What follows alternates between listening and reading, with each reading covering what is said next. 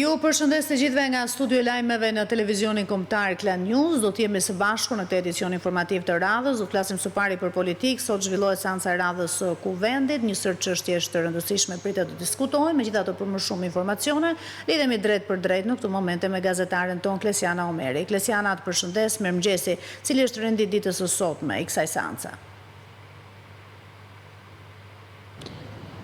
Mirëmëngjes Iva, edhe kjo seancë e sotme ka një agjendë të ngjeshur me një sër projekt ligjesh, por vëmendjen më të madhe pritet ta marrin interpelancat që kanë kërkuar deputetët si nga radhët e Partisë Demokratike, ashtu edhe nga partitë e tjera opozitare apo edhe nga vetë Partia Socialiste. Do të nis me dy interpelanca të kërkuara nga deputetët Erald Kapri dhe Erisa Xhixho, që janë të dyja kërkesat për Ministrinë e Arsimit për sa i përket sigurisë nëpër shkolla apo edhe kushtet e godinave në shkollat në të gjithë vendin, ndërsa një tjetër interpelancë është kërkuar nga deputeti socialist Erion Braçe kundrejt ministres shëndetësisë dhe mirëqenies sociale për sa i përket funksionimit të qendrave shëndetësore.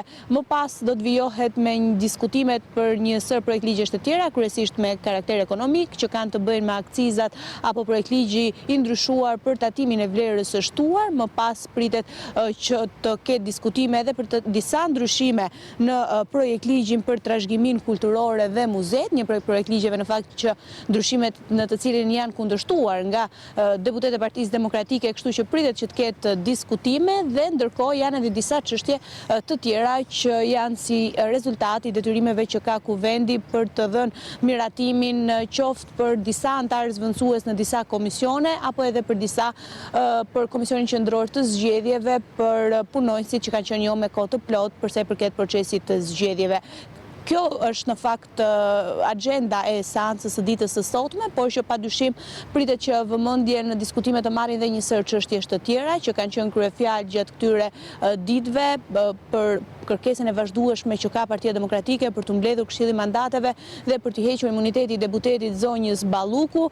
Nga ana tjetër, kjo seancë plenare vjen edhe 2 ditë pasi u zhvillua dhe protesta e radhës kombëtare e Partisë Demokratike, që në fakt pati goxha përplasje, duke sjellë dhe një numër të konsiderueshëm qoftë protestuesish apo edhe oficerëve të policisë që ishin të plagosur, dhe që padyshim që pritet që të ketë edhe diskutime për sa i përket këtyre çështjeve që lidhen kryesisht me aktivitetin e përditshëm politik. Do të presim për të parë se cili do të jetë qëndrimi i Partisë Demokratike në kushtet që në mënyrë vazhdueshme ka paralajmëruar se nuk do të ketë zhvillim të seancave normale, pavarësisht se në seancat e fundit e kemi parë disi të tërhequr nga aksioni i fort që ka qenë prezent për disa seanca të shkuara, kështu që deri më tani nuk ka një plan konkret zyrtar. Do të presim edhe në varësi të ecurisë të diskutimeve që në nisje të seancës plenare, se duke marrë në konsiderate dhe rastet e kaluara, kryesisht kërkesat që janë jashtë rendit të ditës bëhen që në fillim që në nisje të seancës. Qartë Klesiana, të falenderoj për raportimin tënd. Ndërkohë ne do të ecim më tej, do të zhvendosemi në Kosovë, atje ku është konstituar Kuvendi dhe qeveria e re Kurti 3. Me mbështetjen e pakicave jo serbe, Albin Kurti mori 66 vota pro programit të tij qeverisës dhe vijimit të mandatit si kryeministër. Në krye të Kuvendit u zgjodh Albulena Xhixho. Konstatoj se me 66 vota për, Kuvendi zgjodhi qeverinë e Republikës Kosovës. Me 66 vota pro dhe 49 kundër, Kuvendi i Kosovës miratoi qeverinë e tretë të Albin Kurtit që bëri betimin menjëherë pas votimit.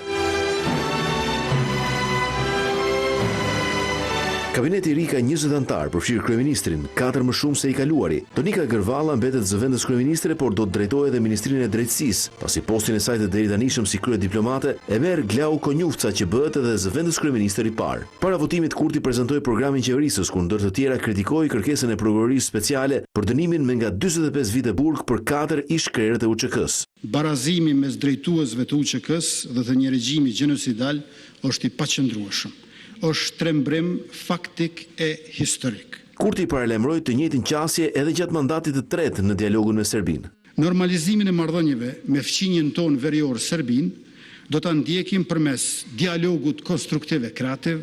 Normalizimi është çështja e rregullimit të marrëdhënieve mes dy shteteve, pra si raport bilateral e jashtëm e jo ndërhyrje apo përzierje në çështjet e brendshme. Gjatë seancës, kreu i Partisë Demokratike të Kosovës Bedri Hamza bëri thirrje që qeveria dhe kuvendi të bëjnë ç'është e mundur për të mbrojtur krerët e UÇK-s dhe luftën e tyre të drejtë. Në seancën e parë të punës do ta procedojmë votimin e rezolutës me të cilën kërkohet gjykim i drejtë, i panshëm dhe profesional në përputhje me standardet më të mira ndërkombëtare dhe në respektim të plotë të drejtave të njerëzit. Ndërsa drejtuesi i Lidhjes Demokratike të Kosovës Lumir Abdigjiku u shpreh skeptik për premtimet e Kurtit nisur nga eksperienca e deritanishme.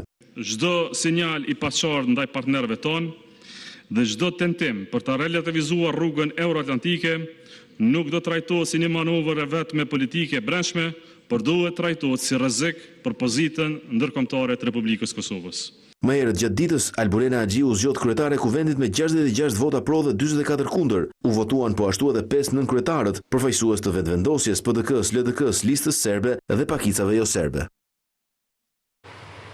Avokati i Hashim Thaçi deklaroi në Hag se ai është i pafajshëm. Ai deklaroi se zyra e prokurorit të specializuar nuk ka arritur që të përmbush standardin e barrës së provës. Në ditën e tretë të deklaratave përmbyllëse në gjykimin në Hag ndaj Hashim Thaçit, Kadri Veselit, Recep Selimit dhe Jakub Krasniqit, avokati i ish presidentit kosovar Luka Misetić tha se klienti i tij është i pafajshëm. Avokati Misetić deklaroi se zyra e prokurorit të specializuar nuk ka arritur që të përmbush standardin e barrës së provës. Hashim Thaçi është i pafajshëm. Para jush keni 4 burra për të cilët ligji thotë që duhet i prezumoni të pafajshëm. Ky proces është ngritur pasi prokuroria pretendon se kishte prova që tregojnë fajësinë e tyre përtej dyshimit arsyeshëm. Për më shumë se 5 vite ky proces ka pasur për qëllim vetëm verifikimin e pretendimeve të prokurorisë dhe jo gjykimin e jetës personale të Thaçit. Ky gjykim shqyrton vetëm pretendimet e prokurorisë dhe nuk duhet të ndikojë në prezumimin e pafajësisë të akuzuarit. Sipas tij, dëshmitarët ndërkombëtar kanë konfirmuar se ngjarjet e përmendura nuk ishin të lidhura me Hashim Thaçin, bazuar edhe në informacionet e shërbimeve sekrete. Mbrojtja e të akuzuarve ka argumentuar se UÇK nuk ka patur një strukturë të organizuar komanduese dhe se krimet që atribuohen 4 të akuzuarve nuk janë të provuara.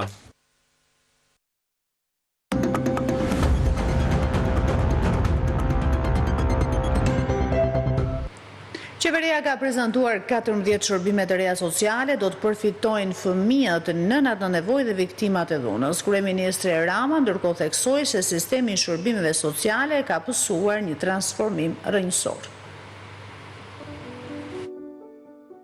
Gjatë vitit 2026, Fondi Social do të financojë 14 shërbime të reja të dedikuara për fëmijët dhe nënat në nevojë, të moshuarit apo viktimat e dhunës. Në eventin e posaçëm ku u bë prezantimi, mori pjesë edhe kryeministri Edi Rama, i cili foli për transformimin rrënjësor të sistemit të shërbimeve sociale në dekadën e fundit. Që sot Shqipëria të kujdeset në mënyrë të posaçme për 65.000 individ është diçka shumë domethënëse.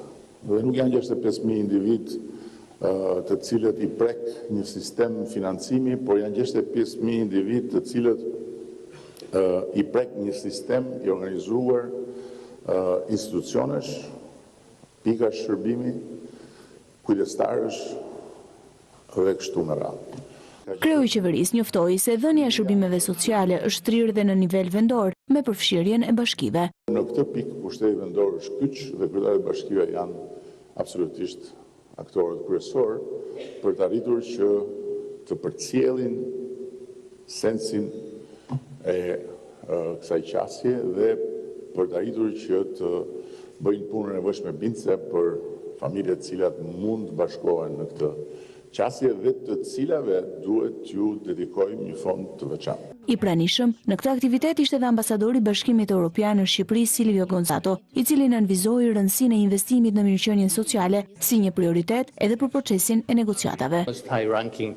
Mbështetja e Bashkimit Evropian për mbrojtjen sociale në Shqipëri është nga më të lartat në Ballkanin Perëndimor. Kemi mbështetur 41 bashki për të krijuar planet e tyre vendore sociale. Duhet të përqendrohemi tek zbatimi, harmonizimi i legjislacionit me atë të Bashkimit Evropian, një proces i rëndësishëm, por që nuk mjafton pas zbatimin e tij praktik.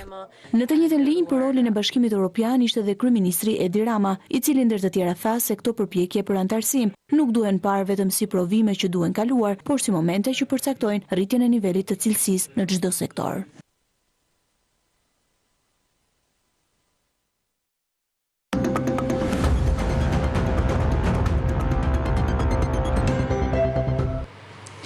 Me 12 vite burg dënohet Astrid Avdyli, gjykata e posaçme e shpalli fajtor për organizat kriminale dhe ngritje në një laboratori droge në Has në vitin 2018.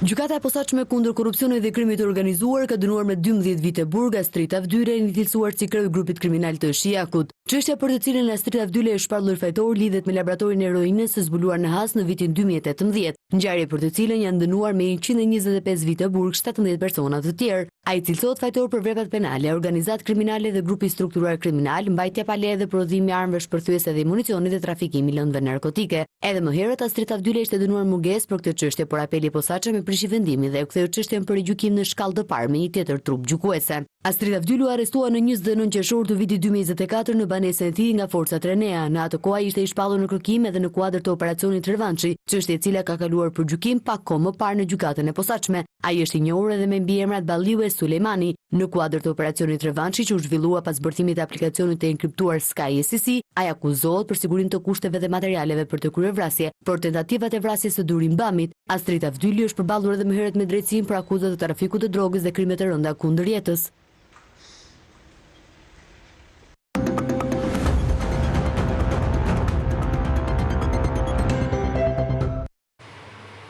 Bastet online janë duart e krimit organizuar, është ky alarmi që jep ish kreu i shoqatës së bastave për shkak se Ministria e Financave nuk nxjerr aktet në ligjore që nevojiten për zbatimin e ligjit të bastave online, donse ligji është miratuar thuajse 2 vite më parë. 2 vjet nga miratimi i ligjit që rikthen bastet sportive vetëm në formë online, në Shqipëri vazhdon të lulëzojë tregu informal i drejtuar tërësisht në mënyrë të paligjshme dhe të pakontrolluar. Ligji i miratuar në 14 shkurt 2024 parashikon licencimin e 10 operatorëve me kritere të forta kapitali dhe përvojë ndërkombëtare, por aktet në ligjore që përbëjnë hallka kyçe për nisjen e procedurave nuk janë miratuar ende nga Ministria e Financave. Ligji ka shprej mish që brenda 6 muajsh këto akte duhen hartuar, ka ndoshta më tepër se një vit që kjo kohë 6 muajore ka mbaruar. Vonesa e Ministrisë së Financave për të nxjerrë aktet në ligjore ka krijuar një vakum rregullator, teksa shteti nuk jep licenca dhe nuk ushtron kontroll, tregu funksionon në mënyrë të paligjshme, me pasoja të drejtpërdrejta financiare dhe sociale, duke rritur rrezikun dhe përpastrim parash. Ish-kryetari i shoqatës së bastave thot madje se ky aktivitet i paligjshëm aktualisht është në duart e krimit të organizuar. Sot nuk ka më kontroll, pra luajnë fëmijë, rrezikojnë të ardhurat e familjes, rrezikojnë jetën sepse përzihen me organizatorë që nuk janë të ndershëm, por njerëz që nuk ndalen përpara nevojës për të mbledhur parat kur ti nuk i paguan etj. Gjë që po të ishte e diqme nuk do të ekzistonte. Mbyllja e pikave fizike u konsiderua e drejtë në parim, por pa një mekanizëm formal kontrolli, tregu thjesht u zhvendos në platformat e paligjshme, ndërkohë kompanitë e licencuara presin ende rregullat për të nisur aktivitetin. Ta kanalizojnë në një gjë që është e kontrollueshme, jo diçka ku ti nuk di se me kë po luan e nuk di se çfarë gjen, nuk i merr parat nëse fiton dhe pastaj vinë të marrin shtëpinë nëse ti humbet. Ndërsa ligji ekziston, mungesa e zbatimit po i kushton shtrenjtë shtetit dhe shoqërisë, pa aktet në ligjore dhe me aktivitetin e zhvilluar në mënyrë të paligjshme, në arkën e shtetit vijojnë të mungojnë shuma të mëdha që kapin vlerën nga 70 deri në 120 milionë euro në vit. Këto para do të investoheshin në të gjitha sportet dhe në kulturë, siç tha pak ditë më parë edhe vetë ministri i kulturës Blendi Goxha. Së fundi miratuan dhe aktin ligjore të ligjit të lojrave të fatit dhe kjo do të bëjë çështja mundur që të çlirohen dhe shumë prej atyre dividendëve që sporti do të marrë automatikisht me fillimin e funksionimit të praktikave, procedurave dhe të gjithë sistemit të lojrave të fatit. Duke mos nxjerrë aktet në ligjore, Ministria e Financave është në shkelje të ligjit, pasi në bazë të tij, aktet në ligjore duheshin miratuar jo më vonë se 6 muaj nga miratimi i ligjit, i cili u votua në parlament në 14 shkurt të vitit 2024 dhe u miratua në fletoren zyrtare në 15 shkurt të po atij viti. Ndërkohë kanë kaluar jo vetëm 6 muaj, por 4 herë më shumë se sa ky afat 6 mujor i vendosur nga parlamenti. Televizioni Klani ka kërkuar zyrtarisht Ministrisë së Financave shpjegime për arsyet e vonesës dhe shkeljes së afateve, por nuk ka marrë ende një përgjigje. Përfaqësuesi i kompanisë MAPCO, aksionerit kryesor të koncesionit aeroportit të Vlorës, thot se aeroporti nuk mund të jetë gati në pranverë. Thekson se situata është alarmante, ndërsa kërkon audit ndërkombëtar. Projekti i aeroportit të Vlorës rrezikon të mos jetë gati për nisjen e fluturimeve pranverën e këtij viti, siç ishte parashikuar. Paralajmërimi vjen nga përfaqësuesit e kompanisë Mapco, aksionerët kryesor të koncesionit. Sipas tyre, shkak është konflikti mes dy aksionerëve, Mapco Construction e biznesmenit Begjet Pacolli dhe Dyja Group e Valona Demit. Në një konferencë për shtyp, përfaqësuesit e Mapco thanë se situata është alarmante. Sot mund të ishim duke inauguruar aeroportin e Vlorës, por në fakt ne nuk jemi. Dhe e dyta është që janë aktualisht duke u bërë punime në aeroportin e Vlorës, cilat nuk e kontrollon dot aksioneri 98% i këtij aeroporti, por nga tjetër nuk i kontrollon askush. Përfaqësuesi ligjor i shoqërisë zvicerane Mapco sqaron situatën ligjore. Mendat 23 dhjetor, një ditë pas venimit të apelit të 22 dhjetorit. U rivendos masa sigurimit pa dis, po në dhomë këshillimit, pa në njoftuar fare, dhe u rivendos ajo mas që ishte ndryshuar nga gjykata e apelit për të njëjtat shkaqe, për të njëjtat fakte bazuar në të njëjtat pretendime. Ka 98% kuotave dhe është e shpronësuar de facto me venim gjykatës. Përfaqësuesit e kompanisë ngren shqetësimin për cilësinë dhe sigurinë e aeroportit të Vlorës, ndaj kërkojnë edhe një auditim nga kompani të huaja. Ne kërkojmë patjetër që të mundet të kemi një audit ndërkombëtar, teknik, të pavarur, të cilën ne pranojmë ta paguajmë vetë si kompani, thjesht për të ditur që ky aeroport do të jetë i sigurt për qytetarin shqiptar dhe për çdo qytetar tjetër që do ta përdor. Ndërsa përfaqësuesi ligjor në Zvicër i shoqërisë paralajmëroi se kjo çështje mund të gjejë zgjidhje në arbitrazhin ndërkombëtar. I rimedi sono scritti nelle leggi. Zgjedhja shkruar në ligj dhe ajo është arbitrazhi ndërkombëtar, por ne ende besojmë te ndërhyrja e Ministrisë së Infrastrukturës dhe Energjisë dhe nga ana e qeverisë shqiptare në tërësi, sepse interesi publik në këtë vepër për zhvillimin e aeroportit të Vlorës është thelbësisht më i rëndësishëm përballë një aksioneri minimal me vetëm 2% që do të përvetsojë pronën e dikujt tjetër.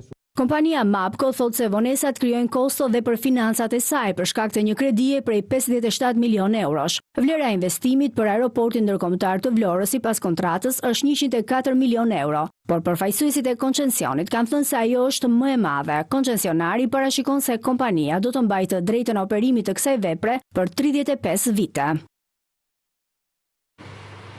Skema e garancisë sovrane në bujqësi ka qenë në qendër të takimit të dy ministrive të linjës me Bankën e Shqipërisë dhe përfaqësues të bankave të nivelit të dytë. Sipas guvernatorit Seko, e rëndësishme është se skema është konceptuar si një instrument plotësues që kontribuon në përmirësimin e transmetimit të kreditimit drejt ekonomisë reale.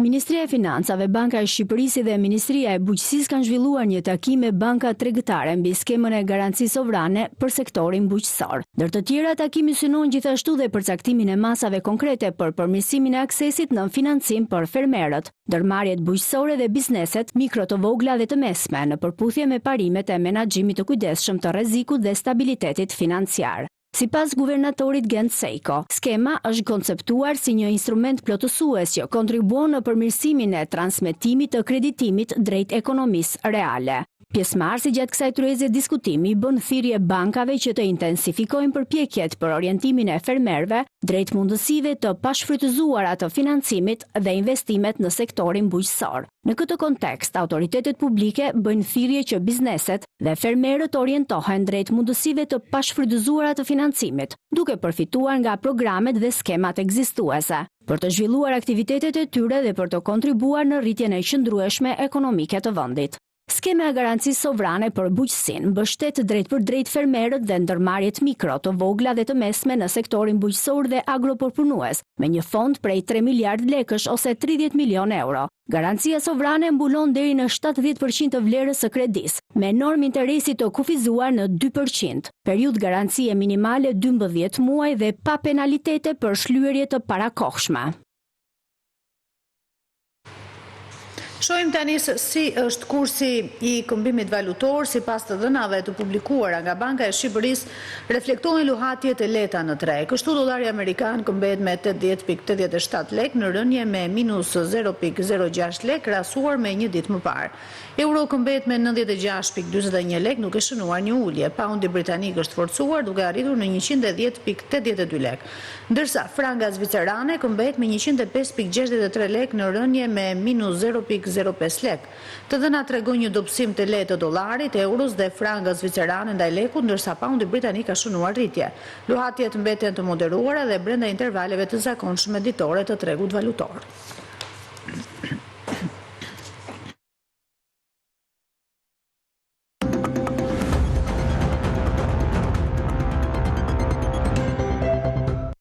Mësojmë se si do t'jetë parashikimi i motit, vendi ynë do të ndikohet nga kushte atmosferike kryesisht të paqëndrueshme dhe vranësira mesatare deri të dendura në të gjithë territorin. Rreshtet e shiut kanë vijuar që prej orëve të para të ditës me intensitet të ulët në pjesën më të madhe të vendit, ndërsa në jug priten lokalisht trëngata afa të shkurtra.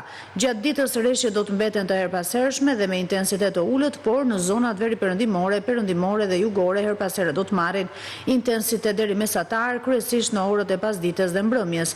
Në zonën e Alpeve, si dhe në relievet e larta malore, në verilindje dhe juglindje, parashikohen rreshte dëbore me intensitet të ulët.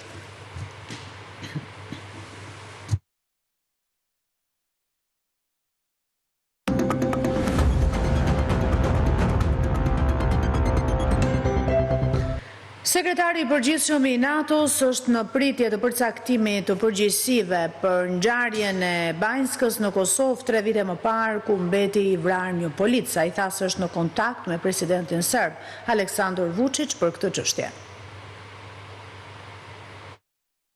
Sekretari i përgjithshëm i NATO-s Mark Rutte lëshoi një tjetër thirrje pas asaj të fundit të janarit ndaj presidentit serb Aleksandar Vučić që të vendosë drejtësi për sulmin në Banjsk të vitit 2023, i cili destabilizoi Kosovën dhe dëmtoi rënd procesin e dialogut. Këtë deklaratë Rutte e bëri gjatë një konferencë përshtypur në Bruksel këtë të mërkurë në prag të takimit të ministrave të mbrojtjes të vendeve anëtare të aleancës që zhvillohet te njëjtën. Unë personalisht, por edhe si aleancë, jam në kontakt të ngushtë me presidentin serb. Ne ende po presim llogaridhënie prej tij për atë që ndodhi në vitin 2023 në Banjsk dhe për ngjarjet e tjera gjatë atij viti. Komentet i bëri pasi u pyet nga gazetarët se sa rrezikohet stabiliteti i Ballkanit Perëndimor në kushtet aktuale. Rutte njoftoi se NATO është në kontakt të vazhdueshëm me Shqipërinë dhe 4 aleatët e tjerë në rajon për këtë çështje. Ai e bëri të qartë se aleanca nuk do të lejojë asnjë vakum sigurie edhe në Bosnjë-Hercegovinë, ndërsa konfirmoi se KFOR-i mbetet i angazhuar maksimalisht në ndjekjen e çdo zhvillimi në terren për të parandaluar akte të reja destabilizuese.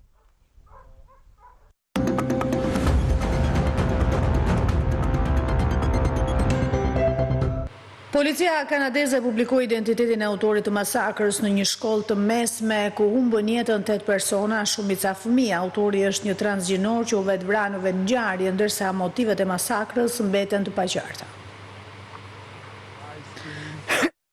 18-vjeçari Jesse Van Rutseller është autori i masakrës së përgjithshme të kësaj të mërkurë në shkollën e mesme Tumbler Ridge në British Columbia të Kanadas. Zyrtarët e policisë dhanë detaje të rënditëse lidhur me autorin, i cili ishte identifikuar si vajzë në vitet e fundit pas një procesi tranzicioni gjinor, por motivet që e çuan atë drejt këtij akti makabër ende mbeten mister. Sipas hetuesve, nuk ka të dhëna deri më tani që ai të ketë rënë pre bullizimit për ndryshimin e gjinisë. Bilanci i viktimave përfshir autorin është korrigjuar në 9, pasi fillimisht u mendua se njëra nga të plagosurit kishte ndërruar jetë rrugës për në spital, por rezulton se ajo është ende gjallë. Van Rutseller, i cili ishte larguar nga shkolla 4 vite më parë, e nisi sulmin nga shtëpia. Vrau fillimisht nënën e tij, 39 vjeçare, dhe vllain nga njerku, vetëm 11 vjeç. Më pas ai u drejtua për në ish shkollën e tij, ku hapi zjarr në bibliotekë, duke vrarë 5 nxënës të moshave 12 dhe 13 vjeç dhe një mësuese 39 vjeçare. Autori u gjeti vetvrar brenda godinës nga policia, e cila mbriti për 2 minuta. Në vendngjarje u gjetën 2 armë, një pushkë gjatë dhe një pistolet e modifikuar. Policia konfirmoi se 18 vjeçari nuk kishte armë të regjistruar në emrin e tij dhe leja e dikurshme kishte skaduar. Megjithse kishte pasur kontaktet më parshme me policinë për shkak të shëndetit mendor, asgjë nuk parashikonte këtë shpërthim dhune. Kryeministri kanadez Mark Carney reagoi me dhimbje përpara parlamentit kur e cilsoi ngjarjen si një mizori të padëgjuar dhe premtoi biseda të vështira në ditët në vijim për të kuptuar se si ndodhi kjo tragjedi. Moska garanton se do të respektojë traktatin New Start edhe pse ka përfunduar zyrtarisht. Ministri i jashtëm rus Sergej Lavrov tha se nuk ka asnjë rrezik përsa Shtetet e Bashkuara do të respektojnë kufijtë e caktuar. Rusia do të vazhdojë të respektojë kufijt për raketat dhe kokat bërthamore të përcaktuara nga traktati New Start, edhe pse marrëveshja ka skaduar zyrtarisht për aq kohë sa Shtetet e Bashkuara veprojnë njësoj. Kështu deklaroi ministri i jashtëm rus Sergej Lavrov. Выдвинутая президентом Путиным инициатива. SBA nuk i ka dhënë asnjë përgjigje zyrtare nismës së presidentit Putin për të vazhduar vullnetarisht respektimin e kufive të traktatit për armët strategjike. Qëndrimi i ynë është i qartë. Moratoriumi nga ana jon mbetet në fuqi, por vetëm për aq kohë sa Shtetet e Bashkuara nuk i tejkalojnë këta kufi. Në përgjithësi ne do të veprojmë me përgjegjësi dhe kujdes, bazuar në vlerësimin e përditshëm të politikës ushtarake amerikane dhe të situatës strategjike globale.